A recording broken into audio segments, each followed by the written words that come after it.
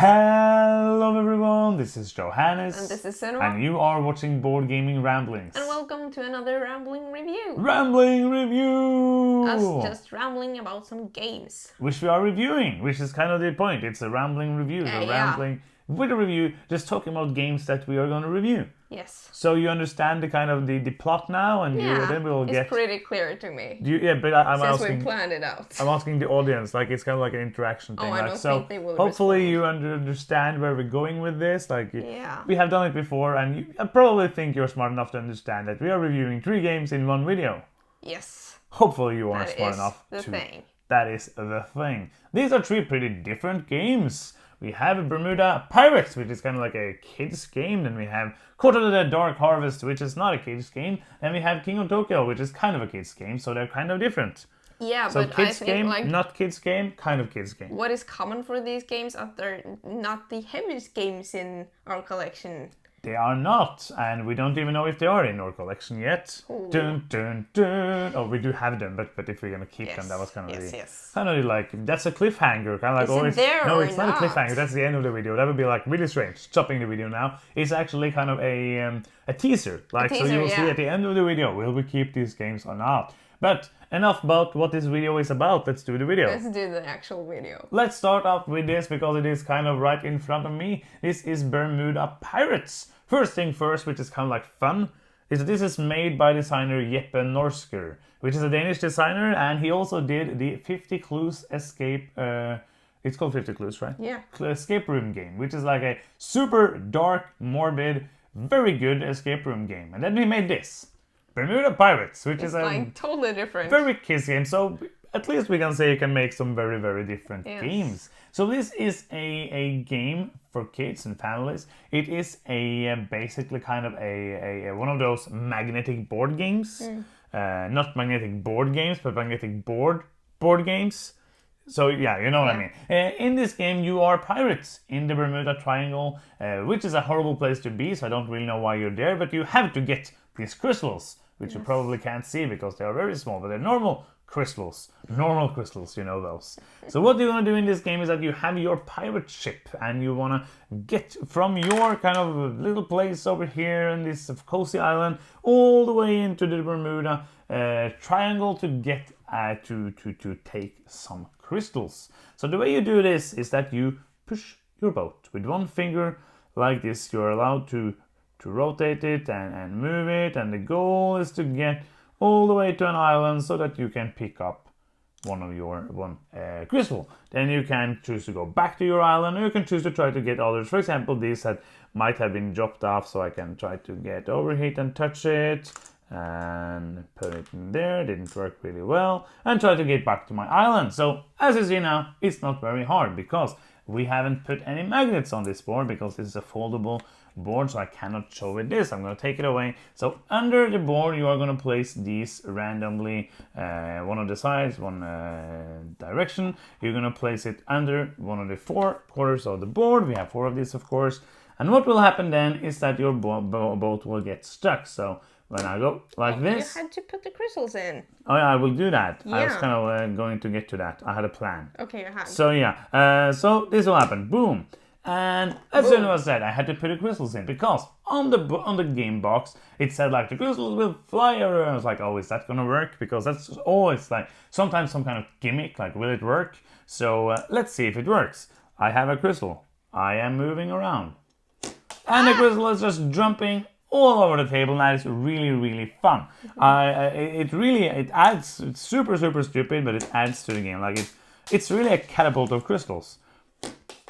It's a cannon of crystals. No. It's a cannon of catapulting crystals. So you're trying to kind of memorize the places you can go and the places you can't go. And when you get stuck by a magnet, you have to take your boat back to the start. And then it's the next player turn. You're going to do that until one of the players have got all of the 4 different colored crystals.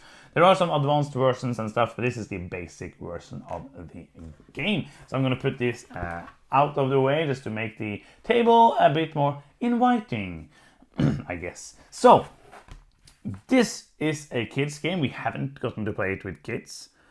Sadly, we haven't gotten to play it with our cousin, not with our cousin, he's not a kid, with our nephew. Nephew is what it's called. But I think that he will love this. Yeah, I think I would too. No, I think he would too. But yeah, I actually enjoy this very much. I think that the throwing of the crystals really adds to like the panic that you feel when you hit a magnet.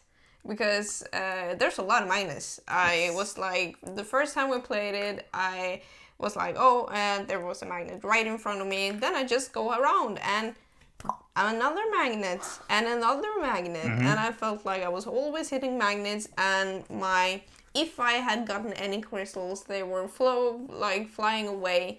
But just a little tense game, but really simple. It's just very have to simple. try to not get to the magnets. Remember. It's 4 pages of rules, so it's very, very, very simple rules, and nothing to say there. The thing is, like, the only thing, like, we have only played this with adults, and it was kind of hard for us. Yeah. So the only thing I would kind of say as a negative is that might be too hard for smaller kids. It does say on the box 7+ for 7 years. I think that is great, actually. Yeah, but I think it might be hard for a 7-year-old.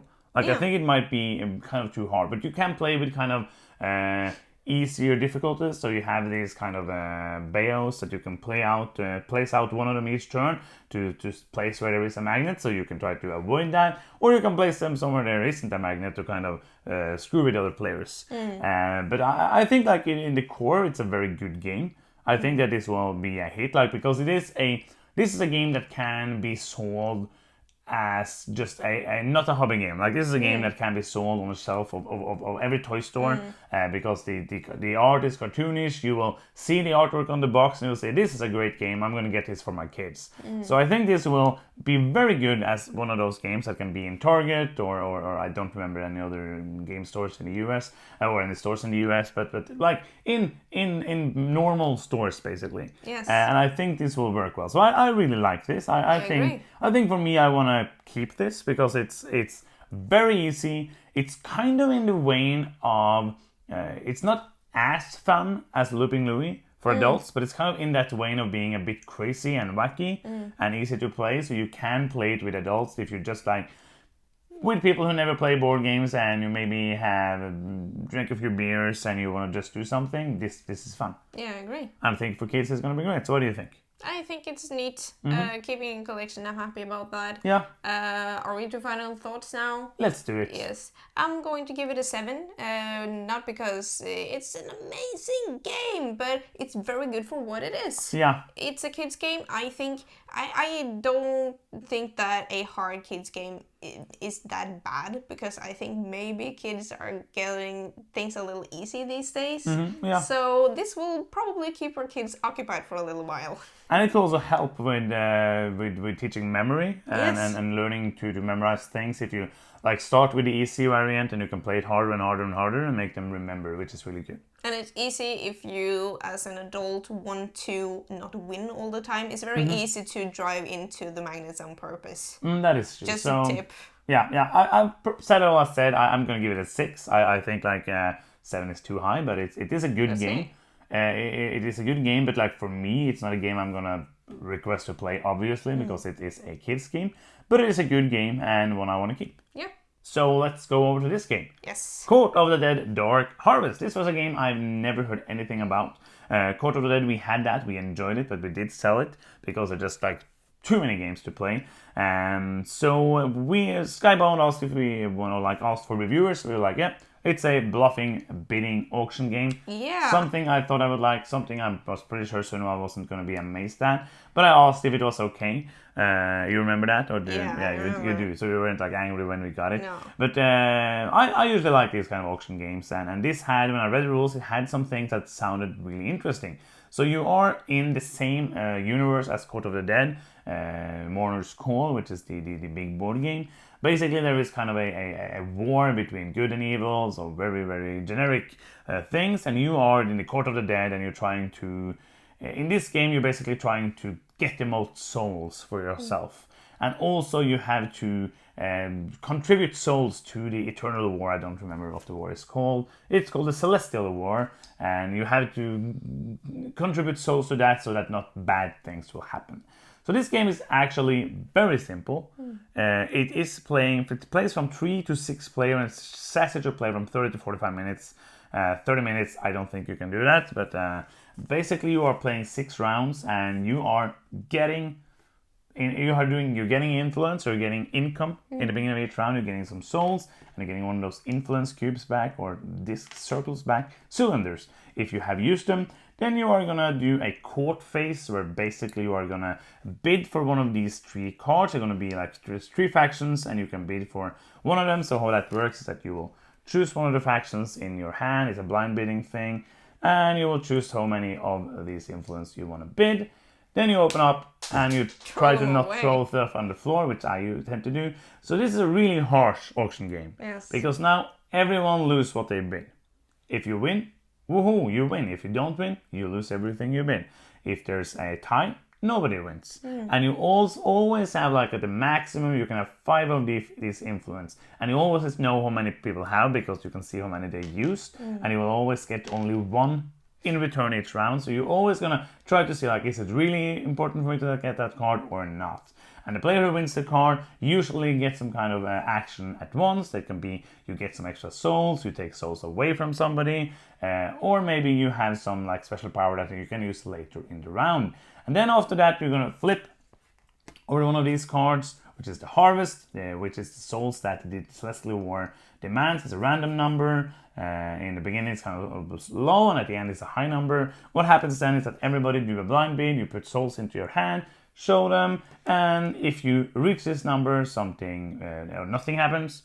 And if you don't reach the number, then something bad happens. But you also get some kind of victory points, right, for being the player who has the most, I think. Or do you not? No, you don't. I just thought that. You don't. Yeah, you don't. Oh yeah, they get one of these back. The player who wins. Oh, yeah. Yes. So, that is basically the game. You do that 6 times, and after that the player who has the most souls is the winner. So, quick on the rulebook, nothing really to say. It is a very clean rulebook. I really liked it because the game is very simple. So it is a big rulebook, but it is very good. I think it's very clear. It has a lot of examples. It has a lot of pictures. So I liked this rulebook a lot. So great rulebook points for that. Also want to add, or you can add about the components. Yeah, they're amazing because this is game trace and just makes everything super easy to set up and down, and also it looks just perfect. And I also like the components. Like a lot of it's just chits, but the cards have really great artwork. I love the artwork. It really is a thematic artwork. Like it makes you feel like you are in this universe. I really like that. So what about the gameplay? So let you start, because this is not your kind of game. No. But also when I told you about kind of the concepts in the game, you were intrigued. You said like, oh, that sounds interesting. Yeah. So how was it to play? I thought the everyone loses something is kind of harsh, but it's kind of cool. I think that it's really actually hard to get any points in this game because you get the standard income of 5 souls. It depends on how many players are left in the game. Yeah, that's true. Because there is player elimination here. Oh yeah, it is. And I don't think I got any points like not too many, earned no. myself. No. And you have to give so many away for the harvest. You don't sometimes. have to, but yeah. And but I don't know what I think about this game. It's not my kind of game, but I just didn't feel like what I did was that important. Do you kind of see what I say? I do. Like I think, like you said, I'm gonna quote you. Yeah. None of these cards have very interesting mechanisms. It's not like, oh, this one is so cool, I have to win this.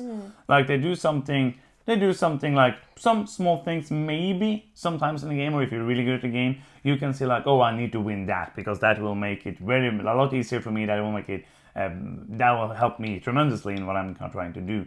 But basically, because the game is so simple, you get income, you bid for those, you bid the souls, and then you just rinse and repeat. It feels repetitive very fast. Yeah.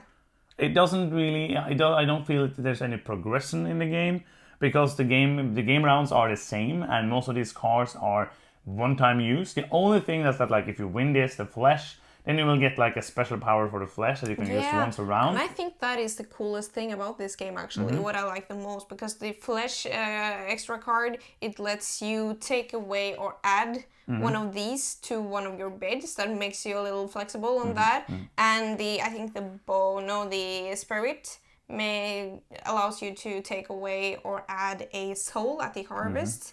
And the bones breaks ties. So I think actually that is the most interesting. And when I was bidding for these cards, I was always thinking about, okay, what kind of special power will be the most important for me right now? Yeah.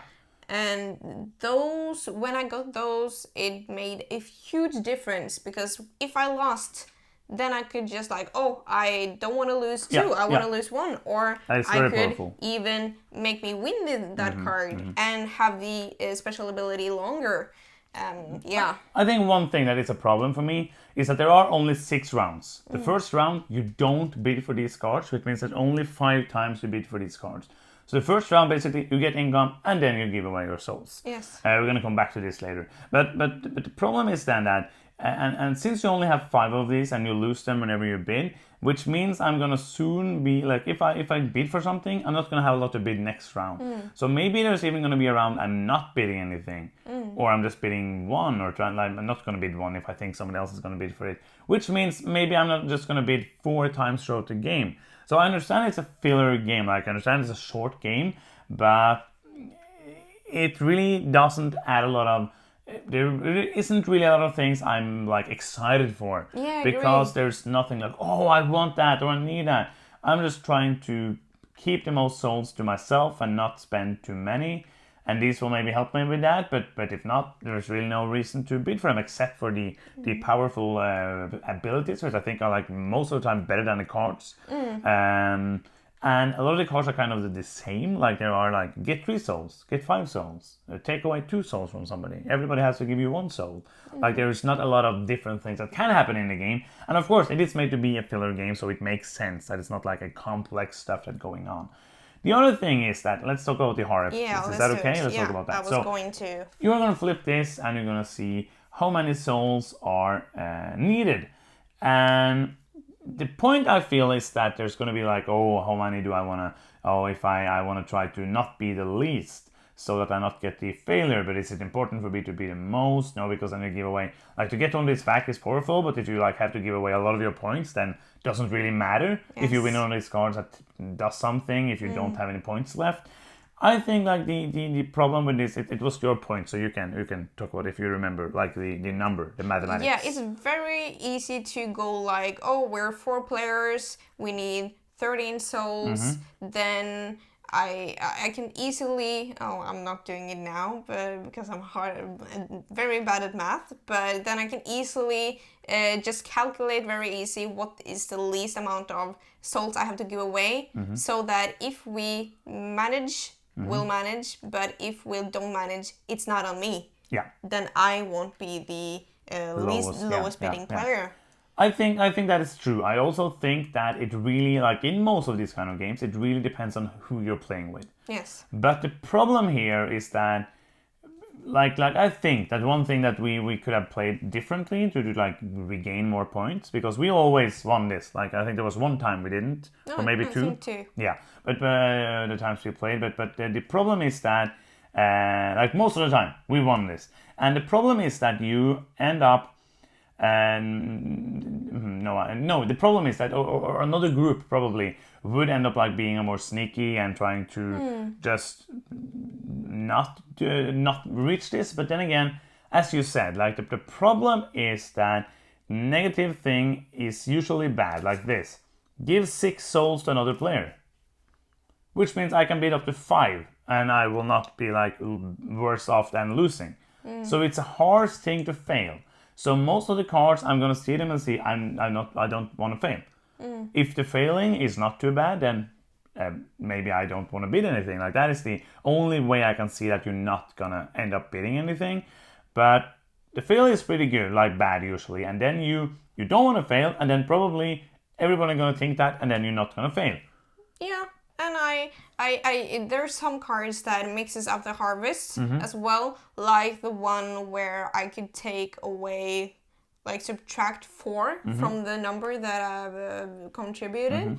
And that could really mix something up, but that is one round. That happens once in a while, yeah. There's a card that can, like, you can determine if it's a win or if it falls after it happens. And yeah, I think that is kind of like the... But I feel like, in this game, it's so... when we present it, it feels so cutthroat. It's supposed to go fast, be a little chaotic. That is my impression. That is what I expect. Yeah. I don't feel like my decisions really matters that much, and that it's interesting enough to me to stick around for it. I agree. I think that like the other thing is that if you fail, you get one of these black like counters. Counters. And if you get 3 of those, then like at the third, and if you do it more, then the player who bid the least will be eliminated from the game. So you can get like eliminated out of the game. And that's like an even harsher way and an even bigger reason to not fail. So there is kind of like, there seem to be, for us, with the groups we played it with, it seems to be that you will always want to reach this because the punishment is harder than, well, I said this already, but you understand what I mean. Yes. So I think we talked about this long enough, so we do some final thoughts. Yeah, this didn't ring with me. It's not a bad game. It's not my genre, and for this genre, I don't think it's that good. So 5, 4.5, I don't know, something around there. I'm not gonna play it again. No, I'm not gonna play it either. I think like the it works. Like there's nothing here. It works. There's nothing here. Like I think this is a problem with the part of not doing too much and the part of not being too harsh to fail that you don't want to fail. I think that is a problem, and so I think the game has some actual problems. But I read the rules, and when I read them, I was like, oh, this sounds really cool. Yeah, and that is the sad thing. Yeah, and then it wasn't really cool. It was kind of boring and not too. And just like a caveat, it might be your groups we played it with, because we are not the most cutthroat and we are not the most like, haha. But then again, I don't see where you can do stuff.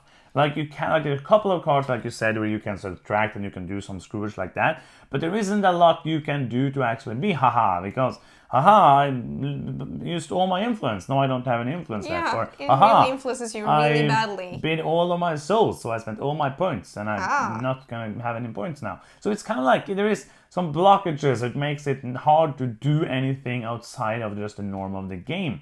So I'm going to give it a 5. I think like there's nothing special. I don't think it's a bad game. Some groups might enjoy this a lot. Yes. If you love auction games, I usually do, but I don't like this. And then you might enjoy it. So check it out if it seems interesting. But for us, nah. Yeah. Next up, lastly, we have King of Tokyo Dark Edition. So we're not gonna like we don't own King of Tokyo. No, we don't. But I'm not gonna explain King of Tokyo. Like 99% of you have played King of Tokyo. So we're just gonna talk a bit about the differences, about how this is different from the original, and maybe is it better, is it worse, is it the same? Maybe some problems with the game. I have a couple of problems with the game, and yeah, this is like the classical, the big hit from Richard Garfield, the Yahtzee, the first like really good Yahtzee game of hobby board games. So you are big monsters trying to get into Tokyo, killing all the other monsters before they kill you, or get points, because monsters really want points. So it's a dice chucking game, like big chunky dice. They are beautiful in this version. You roll them and you do Yahtzee, so you can roll them, take some, roll some more, and take some and roll some more. And what you're trying to do is then to roll the right combinations, roll the numbers to get points, roll attack, roll healing, and try to survive, basically. You have played King of Tokyo, so I'm just going to talk about the additions to the game before we talk about like the presentation and everything. The big addition to the game is this track here, which is like one of the problems people had with this game is that when you roll once, for example, like you spend all your round to get 1 point, which is not good. But if you get 3 ones in this game, you will move 2 spaces up on this track. If you get 2 twos, you will move 1 up on this track. So like the worse your roll is, almost, because you need to have something. But the worse your roll is kind of point-wise or action-wise, you will get to move up on this track. And when you get to the 3rd space, you will get to choose one of these abilities. When you get to the 6th space, you will get to choose one of these. And when you get to the 10th space, you will get to choose one of these. These are basically kind of a catch-up mechanism. Yeah. Because these are kind of like, here for example, devious. Gain 1 extra die roll each turn. So you can roll 4 times instead of 3. So you get something that makes it easier for you to catch up, basically. So the game says like, oh, you're rolling too bad, you're getting too few points, you're doing nothing. Then you can get a special ability and be better. And that is basically what they have added. So do you want to talk a bit about the presentation, how this game looks? Yes, because it looks amazing. It does. I really like the cover, the dark cover, and also the dice looks so good. These, what do you call it, the hands. Markers, yeah. Yeah, that moves up on the track. Really good quality, and also on the energy. They used to be cubes, and now they're like lightning bolts. Really, really good. And just the components and the presentations are top notch. Yes. Like, I really, like you said, I love this cover. It's Yeah. like, it's kind of strange because it's one of the few covers, or maybe the only board game cover except for like a sleeve, where there's not the name of the game.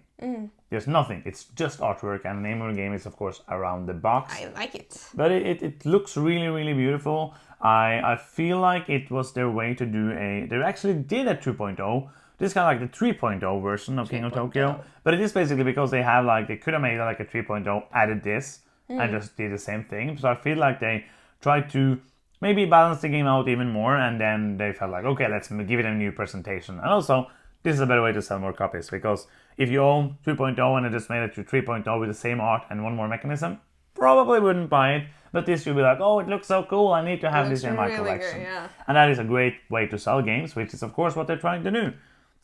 Yeah. So, King of Tokyo, I've never been like a huge fan. But it was fun to play it again, because it's been a long time, and I actually found it a little enjoyable now. A little enjoyable. But I think if I'm playing a random dice chucking game, this would be a very decent choice.